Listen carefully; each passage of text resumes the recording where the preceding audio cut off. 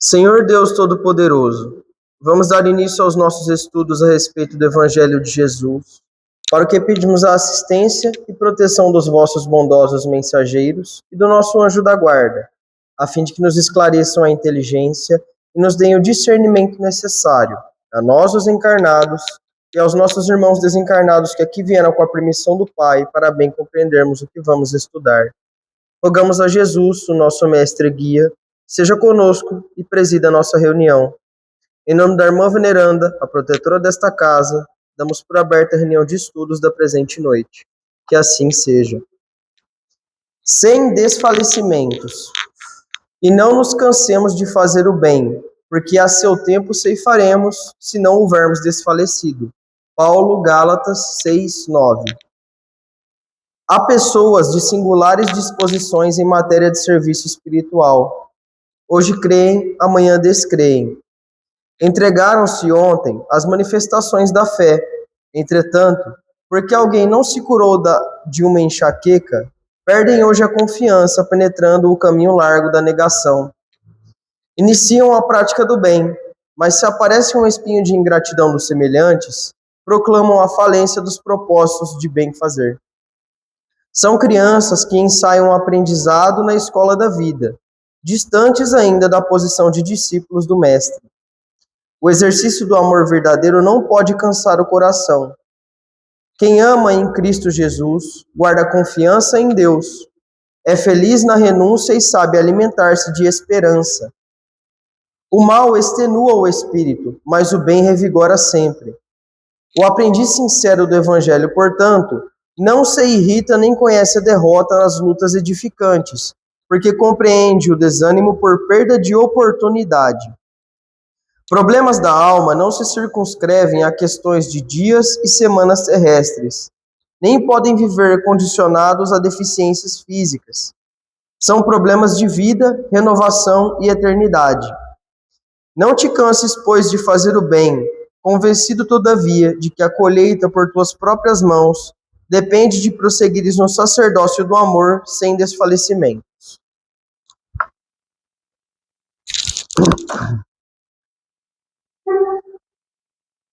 Pai nosso que estais no céu, santificado seja o vosso nome, Senhor.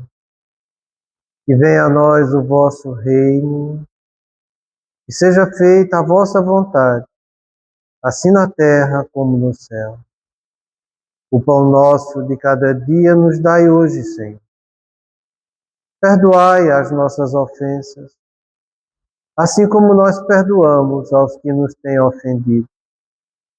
E não nos deixeis que entremos em tentações. Livrai-nos, Pai, de todo mal, porque seu é o reino, o poder e a glória para sempre. Amém. Espíritos esclarecidos e benevolentes, bondosos mensageiros de Deus, que tendes por missão assistir aos homens e conduzi-los pelo bom caminho, sustentai-me nas provas desta vida. Dai-me força para suportá-las sem murmurar. Afastai de mim os maus pensamentos e fazei que eu não dê entrada a nenhum espírito que tentasse iludir-me e conduzir-me no caminho do mal. Esclarecei minha consciência com relação aos meus defeitos e tirai-me de sobre os olhos o véu do orgulho, capaz de impedir de os perceber e confessá-los a mim mesmo. A ti, sobretudo, bondoso anjo da guarda, que mais particularmente velais por mim, e a todos vós, espíritos protetores, que por mim vos interessais, fazei que me torne digno da vossa proteção. Conheceis as minhas necessidades, que elas sejam atendidas segundo a vontade de Deus. Que a paz que irradia do coração de Jesus e que abrange toda a terra, possa ser assimilada por todos os corações aqui presentes, tanto encarnados como os desencarnados, para que de posse dessa paz possamos compreender as leis que regem o mundo espiritual e ter a sabedoria de praticá-las em nossa vida diária. Em nome do nosso Mestre, amado Jesus, da irmã veneranda e sua equipe espiritual que nos assiste, bem como dos nossos anjos da guarda, solicitamos que a água aqui exposta seja fluidificada em nosso benefício. Que assim seja, damos graças a Deus. Amém. Graças a Deus.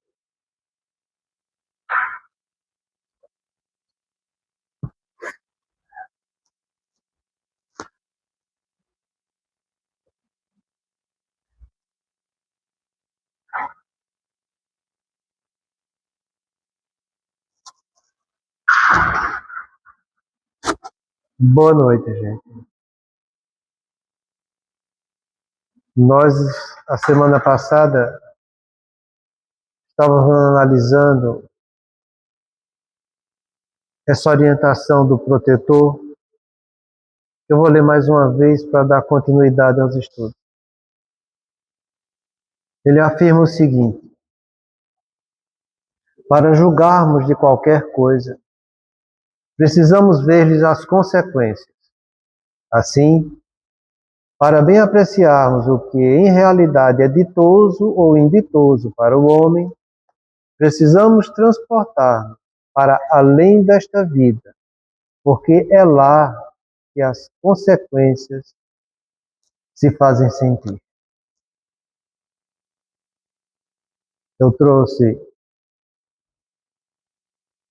do livro do nosso Evangelho, no capítulo 4, Bem-aventurados os aflitos, essa orientação que chama a desgraça real. Que é muito bonita essa mensagem e que muda muito a maneira da gente enfrentar aquilo que a gente se propõe diante da vida. Qual é a desgraça real? Eu trouxe só um trecho que afirma isso que a entidade já falou. Que diz o seguinte: a verdadeira desgraça, porém, está nas consequências de um fato, mais do que no próprio fato. Dizei-me se um acontecimento, considerado ditoso na ocasião, mas que acarreta consequências funestas, não é realmente mais desgraçado do que o outro, que a princípio causa viva contrariedade e acaba produzindo bem. E para reforçar isso, eu trouxe os ensinamentos de Jesus, em que ele relatou isso que eu vou ler, depois de ter trazido as bem-aventuranças. A definição de bem-aventuranças são felicidades celestiais. Então Jesus mostrou para a gente que a gente vai adquirir felicidades celestiais se a gente seguir aqueles 10 princípios das bem-aventuradas. Pobres de espírito, bem-aventurados aflitos, pacificadores e assim por diante. Quer dizer, foca a tua felicidade no mundo celestial e não tua felicidade aqui na terra. Jesus mostra nas bem-aventuranças contrariedades que a gente vai passar na terra, para que, se soubermos passar direito, a gente ter a felicidade lá. É nisso que resume as bem-aventuranças. O Gandhi fez um comentário a respeito do Evangelho de Jesus, em que ele disse o seguinte: se de todo o Evangelho de Jesus fosse perdido e sobrasse só as bem-aventuranças, nada estaria perdido. Para você ver o quanto as pessoas que têm uma evolução espiritual conseguem enxergar bem essas bem-aventuranças. E quanto a gente que ainda tem nossa visão ainda muito arcaica, não consegue enxergar. Esse capítulo 5 começa com bem-aventurados os aflitos, porque serão consolados. A consolação que a gente vai ter de nossas aflições é sabendo superar todas elas aqui, com dignidade e respeito, chegar no mundo espiritual e colher aquilo que a gente trabalhou aqui diante das dificuldades. Então Jesus, depois de nos trouxe as bem-aventuranças, ele fez esse comentário, que está em São Lucas, em que ele diz o seguinte: bem-aventurados vós, que agora tendes fome, porque sereis saciados. Ditosos sois vós que agora chorais, porque rireis. Mais adiante ele diz: ai de vós que estáis saciados, porque tereis fome. Ai de vós que agora rides, porque sereis constrangidos a gemer e a chorar. É fácil você passar fome? Não é fácil, não. Mas passe fome com resignação. Porque o problema nosso, diante das carências que a gente está passando, é desenvolver apenas esse sentimento de resignação. Resignação é eu saber que diante de toda dor, diante de todo sofrimento, existe um motivo justo e um fim útil. Existe um motivo justo para alguém passar fome. E existe um fim útil, se ele souber suportar a fome. O que é diferente das pessoas que ele usa a palavra saciado. Às vezes eu vejo a pessoa usar essa palavra saciado como se fosse algo bom. E quando eu vejo isso, eu acho que ela não entendeu ainda a definição de saciado. Ou se entendeu, é pior ainda a situação dela. Porque saciado é aquele que tem a satisfação plena de alguma coisa. Você sabe o que é satisfação plena de alguma coisa? Você sabe o que é você comer, se empanturrar de comida até se sentir exaurido e dizer eu estou saciado? Isso é saciado. É que nem a rainha lá de Roma, a promíscua, que pediu de presente ao marido 3 dias de orgias com os soldados que ela escolhesse, e ele permitiu. E ela escolheu uma série de soldados. E tome relação sexual 3 dias, do jeito que você possa imaginar. Depois de 3 dias, ele chegou para ela e disse: e aí, está saciada? Ela disse: não, estou exaurida. Então entenda essa palavra saciado, porque ela é doentia. A gente não está aqui para ter satisfação plena dos nossos desejos.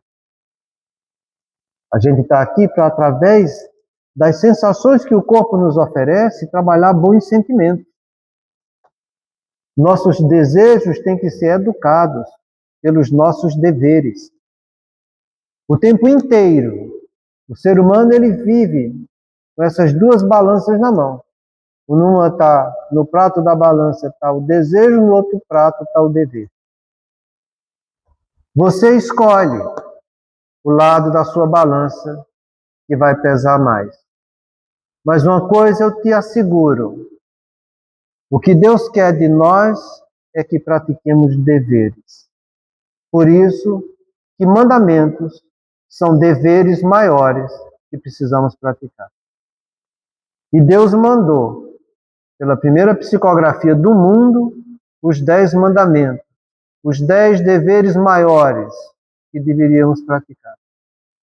Veio Jesus e resumiu em 2 mandamentos: amar a Deus e ao próximo como a si mesmo. Vem a doutrina espírita com as vozes do céu e resumiu em 1 mandamento: fora da caridade não há salvação.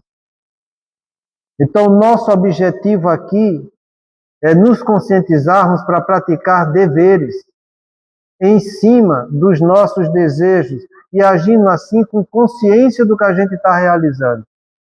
Porque se você não agir com consciência, mas agir por obrigação, você não vai estar aprendendo. Obrigação é algo que vem de fora para dentro, que me impõe algo que dentro de mim eu não estou aceitando. Dever não, é uma obrigação que surge dentro de mim, de um convencimento meu, de algo que eu preciso realizar, independente do desejo que eu esteja passando. Então, que a gente saiba analisar as atitudes que a gente vai estar tomando, entendendo que a gente vai colher amanhã, quando a gente desencarnar. Porque se existe uma certeza da vida aqui na Terra, é que todos nós vamos morrer. E todos nós vamos voltar para a pátria definitiva, que é o nosso mundo espiritual. Aqui é transitório, lá é definitivo. Por isso que ele pede para que a gente faça as coisas certas aqui, para lá, quando a gente chegar, a gente está feliz, rindo, como Jesus nos diz aqui.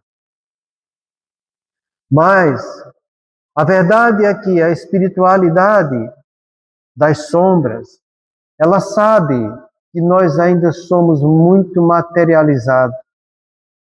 Kardec, na definição da classificação dos espíritos, ele diz, na primeira classificação, que são aqueles que predominam mais a matéria do que o lado espiritual, que somos nós, espíritos imperfeitos. Do lado bom, são aqueles que predominam o lado espiritual em detrimento do lado material. São os espíritos bons. Coisas que a gente vai trabalhar para ser, se ficarmos aqui e continuar reencarnando no planeta de regeneração. Então, sabendo dos nossos apetites humanos, sabendo dos nossos desejos carnais, sabendo da nossa saciedade para realizá-los, o Alírio nos faz uma advertência a respeito do trabalho das sombras. E ele diz o seguinte: a sombra faz planejamentos que são difíceis do leigo entender. No livro Trilhas da Libertação, tem um planejamento focado no movimento espírita, que são aquelas 4 legítimas verdades de Lang. São tramas em cima de tramas. Porém, a obsessão surge não pelas tramas, mas pelos descuidos sutis que nós realizamos. Só para que vocês entendam, na década de 1940, André Luiz nos trouxe um livro chamado Libertação. Nesse livro Libertação, ele veio com o instrutor Gúbel para ajudar no resgate de um espírito endividado chamado Gregório, e que sua mãe Matilde, há 800 anos, vinham tentando e trabalhando em benefício de trazê-lo para o caminho do bem. E ela confessa para Gúbel que nos últimos 50 anos ela percebia junto do Gregório a sensação de tédio diante do mal que ele praticava. E que haveria chegado o momento de trazê-lo para o caminho da verdade. Esse irmão Gregório, ele havia sido escolhido há 800 anos atrás, o grande Senhor das Trevas, que reinava no mundo inferior, trabalhando em tudo na oposição de Jesus e da luz. Esse irmão, no final do livro, ele é realmente resgatado por sua mãe, e as trevas ficam sem o seu grande representante. Agora, no início desse século, Divaldo nos traz o livro, através de Manuel Filomeno de Miranda, esse livro chamado Trilhas da Libertação, em que ele relata a eleição do novo Senhor das Trevas depois que Gregório foi recolhido. E quem foi eleito foi esse chamado Senhor Lang. Ele foi o grande representante do Segundo Império Mongol, um grande assassino e depravado. E ele, depois que foi eleito, por todas as regiões trevosas que voltaram para que ele fosse o novo representante, ele libertou do mundo espiritual inferior todas aquelas pessoas que foram filósofos, trabalharam do ponto de vista sociológico e também do ponto de vista médico e psiquiátrico e psicológico da humanidade, formou uma grande estrutura com essas criaturas e fizeram uma análise profunda da natureza do ser humano para saber como deveriam trabalhar para desviá-los do caminho do bem. E depois do estudo aprofundado que eles fizeram, chegaram à conclusão que existem 4 legítimas verdades. Isso para parafrasear o nosso irmão Buda, que falava das 4 nobres verdades. E nessas 4 legítimas verdades, ele viu que toda a natureza humana, de antes de Cristo a depois de Cristo, tinham falhas clamorosas na área da sexualidade, do narcisismo, do poder e do dinheiro. Em tudo que eles estudaram, não encontraram uma só criatura que não tivesse dívidas importantes nesses 4 ramos que a gente convive aqui na humanidade. E a partir de então, todas as trevas, toda sombra foi treinada para saber estimular nos seres humanos encarnados essas 4 legítimas verdades. Eu estou falando de um plano que foi trazido para nós, que está sendo trabalhado nos 4 cantos da Terra. Aonde você for, a espiritualidade inferior está trabalhando nisso. É por isso que logo depois, no final da década de 1950, 1960, surge o movimento hippie, onde vem com ele a liberalização da sexualidade, que é a primeira legítima verdade. Vem a liberação e o uso das drogas, dos vícios, que é o narcisismo físico. E com isso vem depois o narcisismo moral, que é você se envaidecer com sua própria iniquidade e divulgar a iniquidade, como Jesus já havia nos alertado no sermão profético, que está em São Mateus, no capítulo 24. E a partir de então, as grandes nações começam a ser trabalhadas no âmbito mais geral, onde existe o poder e o dinheiro. No povão comum fica o sexo, o narcisismo. Nas grandes potências, nos grandes governos, o poder e o dinheiro. Não quer dizer que não vai ter também a sexualidade e o narcisismo nesses grandes governos. Tem sim, mas o prioritário deles, o ponto mais falho deles, é o poder e o dinheiro. Então, o nosso amigo nos alerta para que isso está sendo trabalhado indistintamente em 4 cantos do mundo. Quando ele fala que é difícil para o leigo entender, é que o leigo, aquele que não quer se instruir, aquele que não quer se melhorar moralmente, ele vai ficar vivendo das sensações do corpo e pelas sensações do corpo, porque nele é mais importante o lado material do que o lado espiritual. Então você vai ver pessoas se interessando muito pouco por qualidades morais e por princípios éticos aqui na Terra. Fala-se muito de ética. Nunca se falou tanto de ética na natureza humana como nos últimos 30 anos. Mas fala-se de ética porque não se vive de ética. E muito menos pela degradação da qualidade moral do homem. Através dessas 4 topes verdades que foi liberada de 1950 para cá, a degradação moral da natureza humana criou uma proporção assustadora. E é por isso que, diante dessa degradação, começaram a se falar de ética. Porque onde falha a moral, a ética tem que vir para segurar a depravação que existe com a falta de moralidade entre as criaturas. E é o que está acontecendo.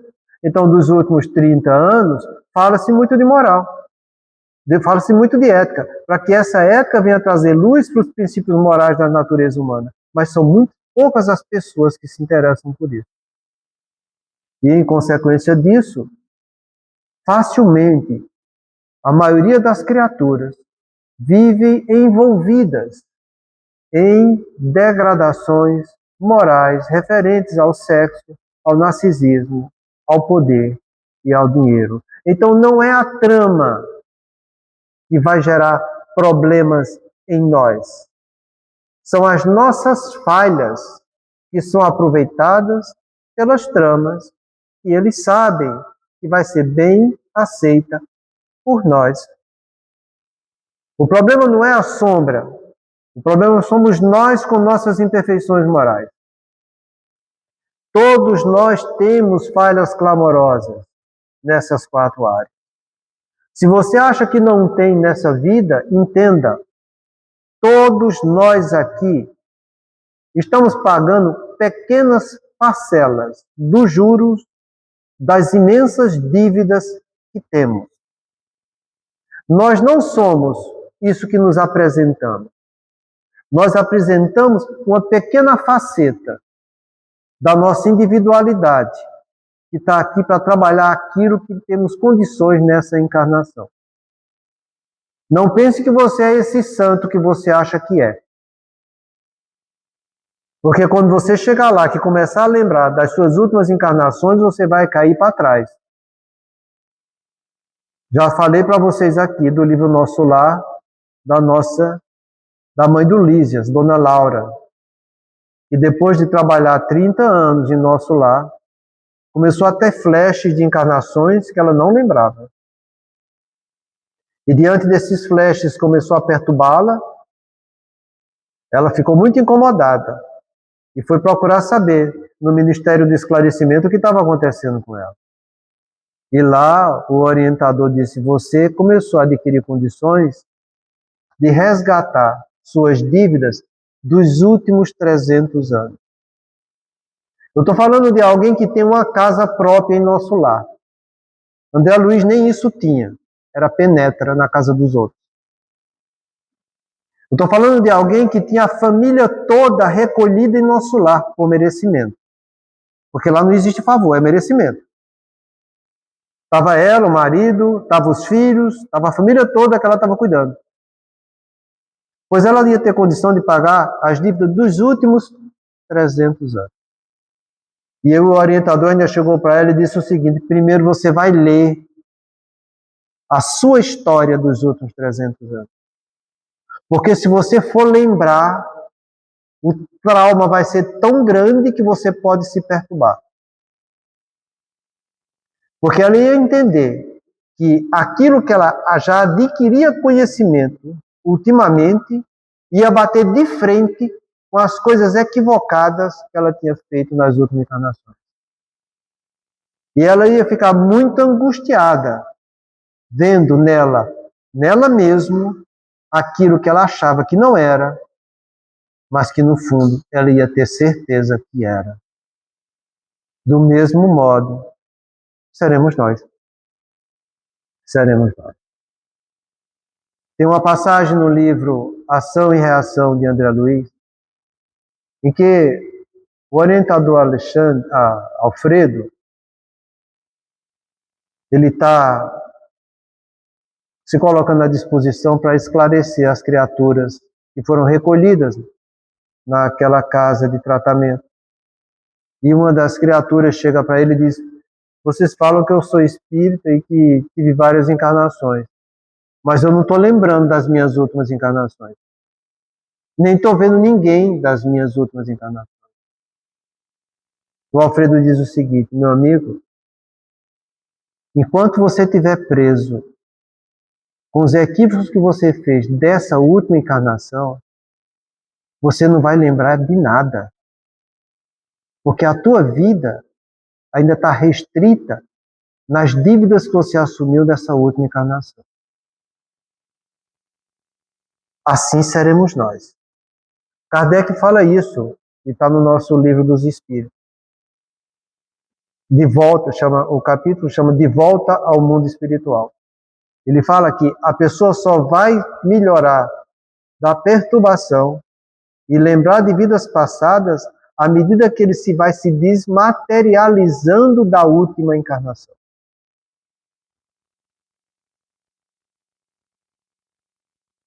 Divaldo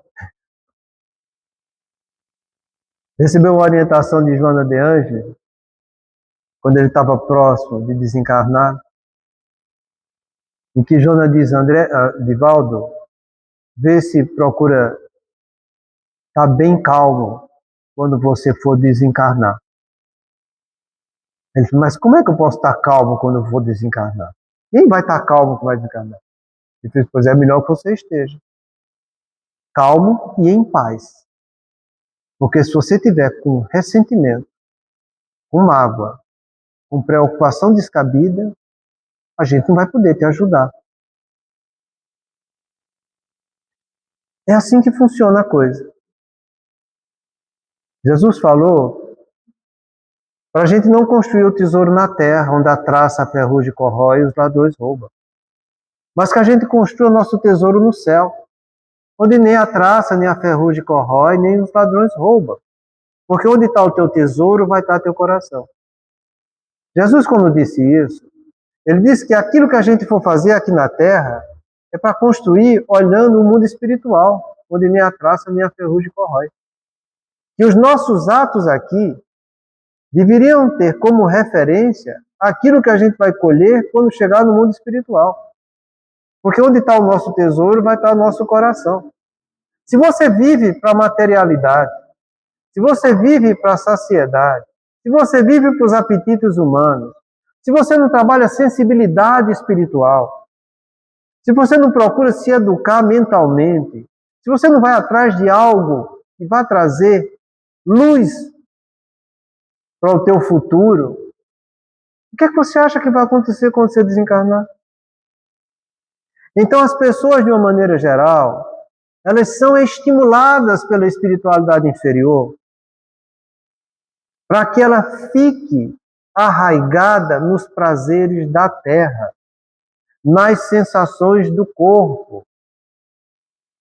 E as pessoas vivem em busca dos seus desejos, dos seus gostos humanos, achando que isso vai trazer felicidade. Isso não tem nada a ver com felicidade. Isso tem a ver com momentos de alegria pela satisfação do corpo. Momentos de alegria que eles se acabam antes de começar. Porque é esse nosso sistema de recompensa. Você tem o desejo, a motivação e o prazer, e do outro lado você tem a falta, o vazio e a dor. Já falei para vocês, mas torno a repetir. Imagina você quando vai comer aquele bolo de chocolate gostoso. Ou comer aquela pizza que você está tão esperando e que está demorando para chegar e a bicha chega fumegante assim. Você mal bota um pedaço na boca, você já está pensando no próximo. Porque aquela alegria que você teve, da satisfação que você está tendo, você já está sentindo a falta, o vazio e a dor e está querendo botar outro pedaço. Assim funciona o nosso sistema de recompensa. É assim que funcionam nossos prazeres humanos. Tão fugidio quanto o próprio orgasmo, que é uma questão de segundo, e logo se acaba. E depois vai querer mais, mais e mais. Então, não é as sombras que fazem a gente se perder. Somos nós que nos perdemos por nós mesmos, com as sugestões deles que a gente aceita em nossas vidas. Para você ter uma noção disso, ele fala dessa palavra, mais uma vez, descuido. Entende? É a ausência de atenção. É uma atitude irrefletida. Se você fosse mais atento ao que significa sexo, narcisismo, poder e dinheiro, se você fosse refletir um pouco mais sobre a importância disso na sua vida humana e na sua vida espiritual, se você fosse refletir nisso que Jesus falou, para que a gente não construa nosso tesouro na terra, mas construa nosso tesouro no céu. Se a gente fosse pensar no que ele disse, que onde está o teu tesouro, vai estar o teu coração. Se a gente fosse pensar também no que Jesus falou, que aquele que comete pecado é escravo do seu pecado, a gente iria entender o motivo das nossas dores aqui na terra. Porque as dores são oriundas em cada um de nós pelos pecados que nós cometemos. E é aí que está o nosso problema. Então, que a gente precisa ter um pouco mais de atenção naquilo que a vida está nos oferecendo e nos pensamentos que estão chegando. Que eu reflita e faça uma análise mais profunda das escolhas que eu vou estar fazendo. Porque cada um vai colher de acordo com aquilo que está realizando na sua vida.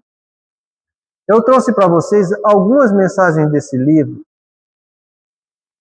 Trilhas da Libertação, que fala dessas 4 topes verdades. Eu vou passar rapidamente, só para que vocês vejam, porque a nossa finalidade aqui não é terminar esse curso, é aprender o máximo com ele. Ninguém tem pressa aqui. Primeiro, a primeira legítima verdade. O homem é um animal sexual que se compraz no prazer. Deve ser estimulado ao máximo, até a exaustão, aproveitando-se-lhe as tendências. E quando ocorrer o cansaço, levá-los aos abusos, às aberrações. Está escrito textualmente desse jeito no livro. Eu trouxe do jeito que está lá. Então, a primeira conclusão que ele tira das grandes falhas da natureza humana, ele chama que nós, os homens aqui da Terra, quando fala homem, não pensa que é só do sexo masculino, não. Ele fala da espécie humana aqui, sabe? A mulher também. Então, a espécie humana, atualmente aqui na Terra, ele chama de animal sexual.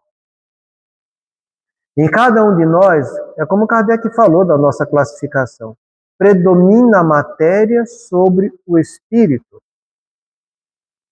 Nós não ainda trabalhamos a sexualidade do ponto de vista espiritual.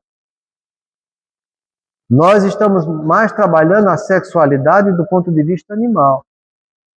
Kardec, na questão 200 dos livros dos espíritos, eu só decorei porque é 200, sabe? É fácil de decorar, porque os outros não sei não. Kardec pergunta, os espíritos têm sexo? Ele faz, não como entendeis. Porque, como a gente entende, precisam de órgãos. Ele fala, nós, os espíritos, temos o amor e a simpatia, mas baseada na concordância dos sentimentos. Você entenda que do lado espiritual existe sexualidade. Tudo na criação de Deus, onde existe afinidade, existe a energia da sexualidade. Mas a nossa visão ainda é muito estreita e só enxerga sexo através dos órgãos do corpo masculino e feminino. A gente vê mais adiante no nosso livro dos Espíritos que ele fala que existem afeições da carne e afeições do espírito. Afeições da carne que se baseiam nas sensações do corpo com os órgãos sexuais que o homem e a mulher têm. Afeição do espírito que se baseia o quê? Na nossa afetividade, nos sentimentos que nós trabalhamos em nós. Então, quando a espiritualidade fala que entre os espíritos existe o amor e a simpatia, mas baseado na concordância dos sentimentos, entenda, sentimentos, a definição, não é o que você sente. O que você sente é sentimento, sem o S. Sentimentos com S significa boas qualidades morais. Então você quer ter essa afinidade com seu cônjuge, você quer trabalhar a afinidade espiritual, sexo espiritual com o seu cônjuge, Você vai ter o amor, que é o sentimento que predispõe a fazer o bem dele. E vai ter simpatia com as qualidades morais dele, que vai estar de acordo com as qualidades morais suas. Não estou dizendo que vão ter os dois as mesmas qualidades morais, mas trabalhares com o mesmo fim. Entendeu como que é o mesmo fim?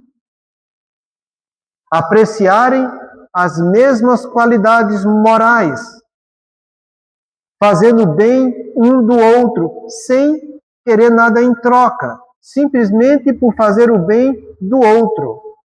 Isso vai gerar essa simpatia, que é a força de atração entre dois corpos, entre dois elementos, entre duas substâncias. Para você ter uma noção, essa força de simpatia é a primeira sensação que o princípio inteligente começa a aprender quando ele vai estagiar no reino mineral.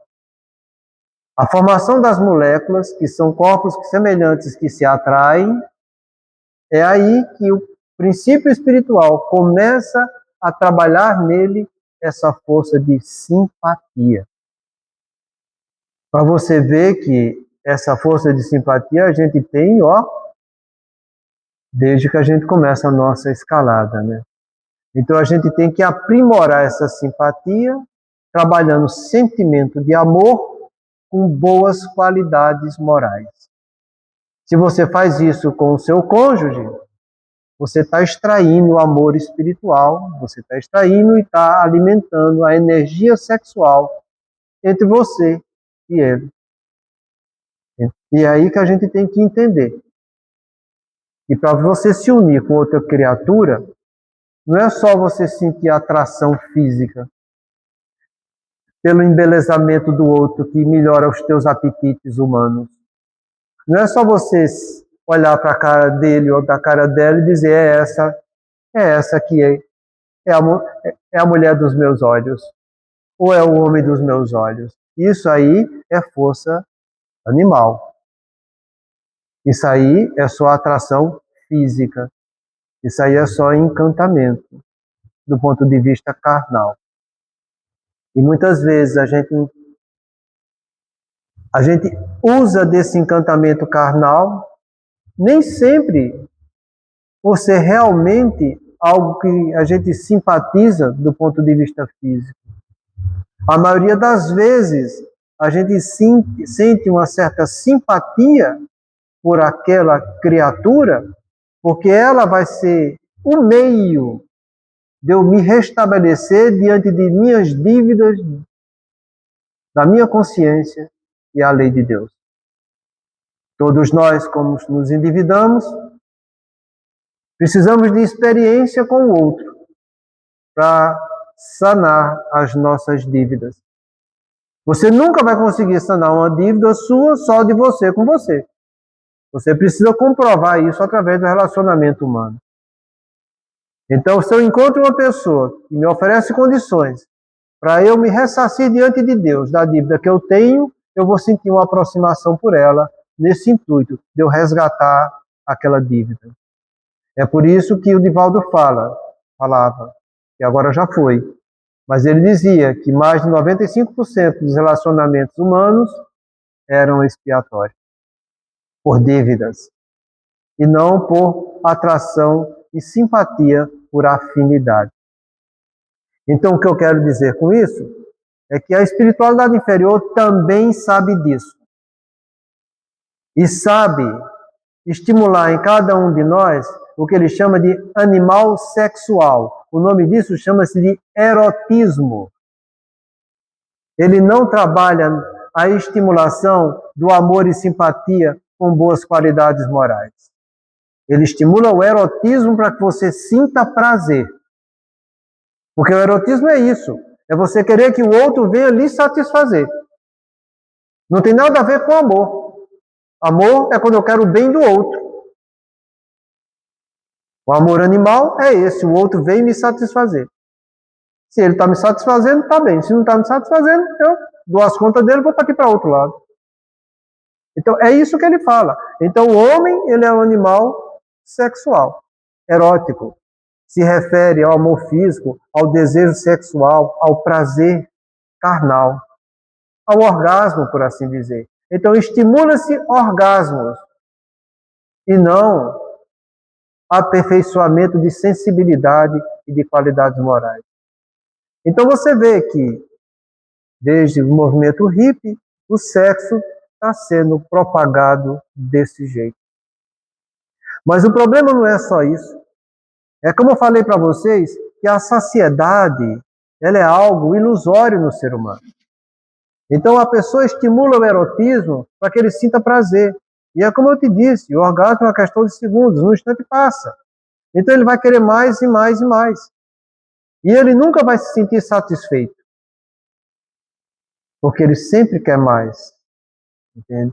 E a partir daí ele fala, até a exaustão.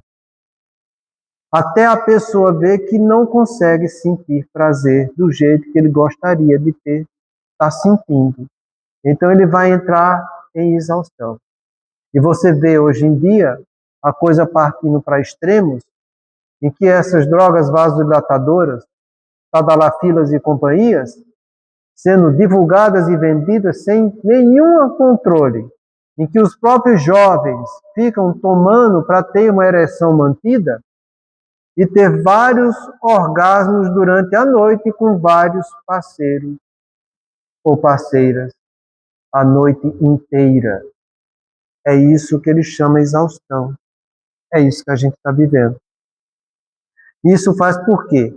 Porque eles aproveitam nossas tendências. Nossas tendências são comportamentos instintivos que a gente tem que nos afloram através de hábitos que eu vou praticar na vida presente. Então, eu tenho essa tendência. Ele sabe que nós temos. Ele vai estimular para que isso aconteça.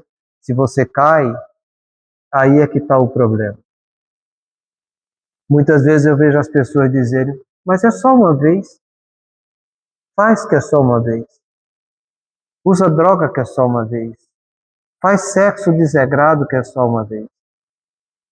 O trabalho de neurociência mostra para nós hoje em dia, a respeito da sexualidade, que a infidelidade, uma vez praticada a primeira vez, a chance de você repetir depois que praticou a primeira vez é 330 vezes maior do que quando você não praticou.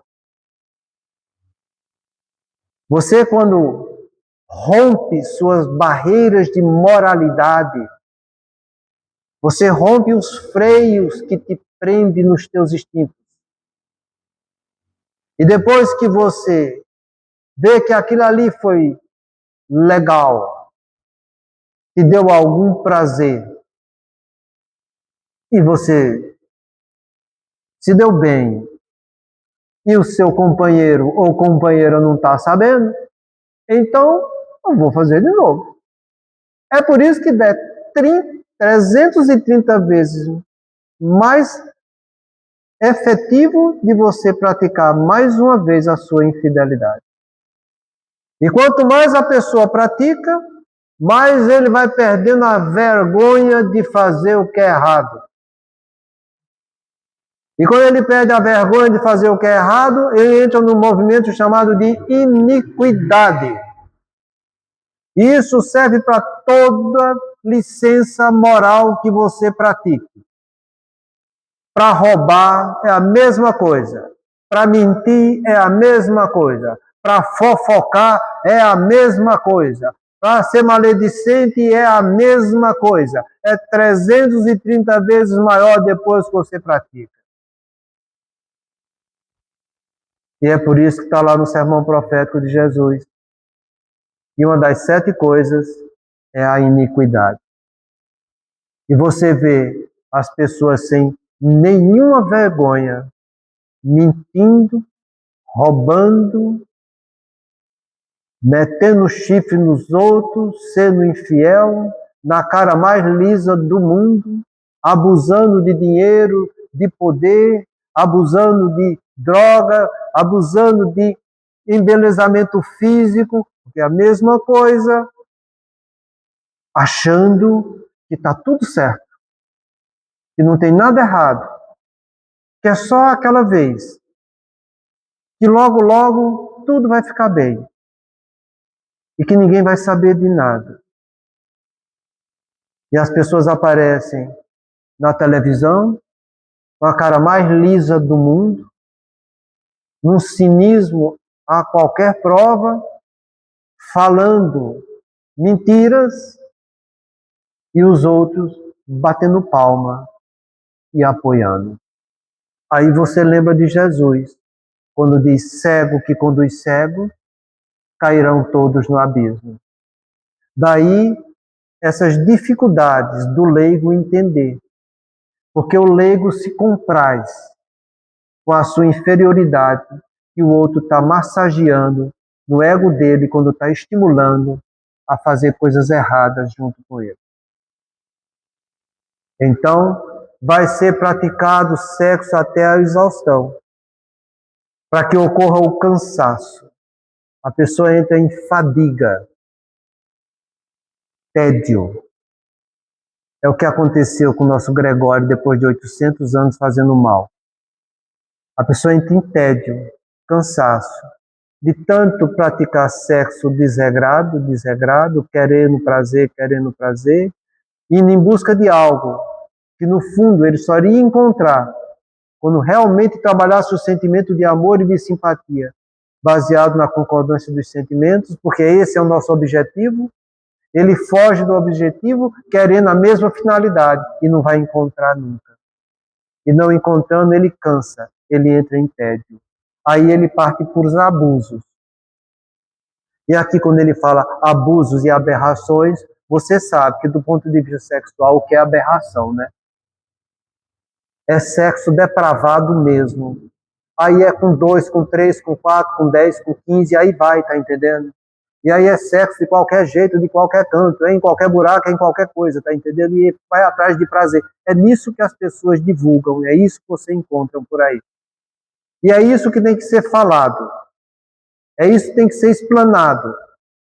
Porque a gente está vivendo isso, vivendo essa depravação, vivendo a prática de vários tipos de sexos que possam existir por aí, e de relacionamento sexual. Não tem fim mais. Cada um surge com LGBT, não sei o que lá, QI, não tem mais fim, tá entendendo? É o alfabeto inteiro, e vai. São irmãos nossos, que precisam do nosso apoio, precisam da nossa educação. E a gente tem que trabalhar nesse sentido. Porque foi Jesus que pediu para que a gente ajudasse os menores dos pequeninos, porque era para ele que a gente estaríamos fazendo. E quando a gente trabalha na educação, eu vou repetir, na educação dessas criaturas, sem repressão, trabalhando na educação, o primeiro que vai ser educado é você, pelas dívidas que você tem nas encarnações anteriores. Então faça isso, porque ajudando ao outro você vai estar se ajudando.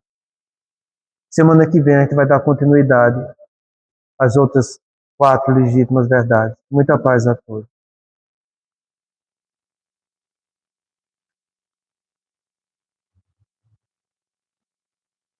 Façamos nossa prece.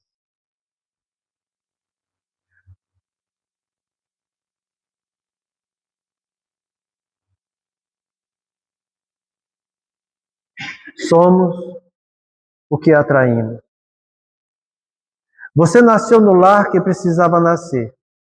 Vestiu o corpo físico que merecia. Mora onde melhor Deus te proporcionou, de acordo com o teu adiantamento. Você possui os recursos financeiros coerentes com as tuas necessidades. Nem mais nem menos, mas o justo para as tuas lutas terrenas. O seu ambiente de trabalho é o que você elegeu espontaneamente para a sua realização. Teus parentes e amigos são as almas que você mesmo atraiu com a tua própria afinidade. Portanto, teu destino está constantemente sob o teu controle. Você escolhe, recolhe, elege, atrai, busca, expulsa, Modifica tudo aquilo que te rodeia a existência. Teus pensamentos e vontades são as chaves dos teus atos e atitudes. São as fontes de atração e repulsão na jornada da tua vivência. Não reclame, nem se faça de vítima. Antes de tudo, analisa e observa. A mudança está nas tuas mãos. Reprograma a tua meta, busca o bem e você viverá melhor. Embora ninguém possa voltar atrás e fazer um novo começo, qualquer um pode começar agora e fazer um novo fim. Muita paz a todos.